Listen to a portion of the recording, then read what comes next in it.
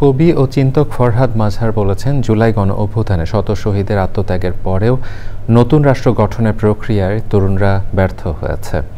তিনি বলেন, সংকীর্ণ মতবাদী না হয়ে দেশের আর্থসামাজিক, সাংস্কৃতিক এবং রাজনৈতিক রূপান্তরের সঠিক পথ অনুসন্ধান ও আবিষ্কার করাই হবে শক্তিশালী গণরাজনৈতিক ধারা গড়ে তোলার পথ।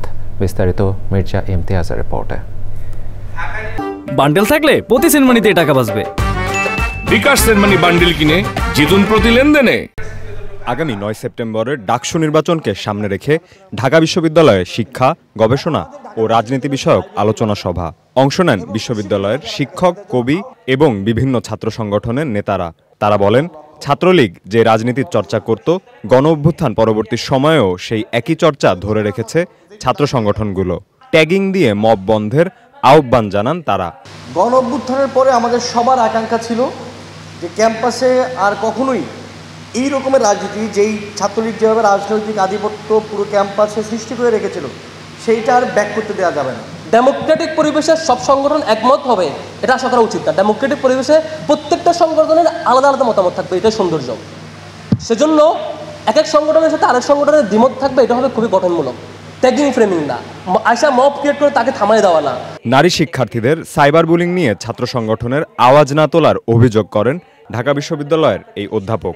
আমি আপনার অপছন্দের একটা কথা বললাম বলেই আমাকে নিয়ে যা ইচ্ছা তাই সাইবার স্পেসে লিখে ফেলতে পারবেন না, বা যদি লিখে ফেলেন সেটার ব্যবস্থা নেয়ার দায়িত্ব প্রশাসনের। এবং আমি একজন নারী শিক্ষক হিসেবে। কবি ও চিন্তক ফরহাদ মাজহার বলেন, নিজেদের মধ্যে মতামতের লড়াই করে গণ অভ্যুত্থানের তাৎপর্য নস্যাৎ করেছে তরুণরা।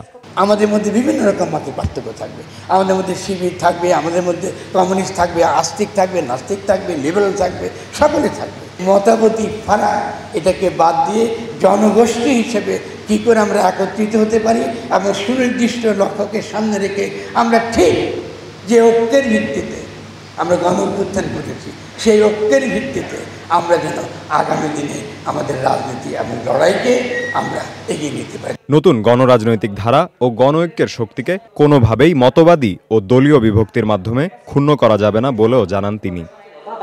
Mirza Imtiaz, channel I, Dhaka.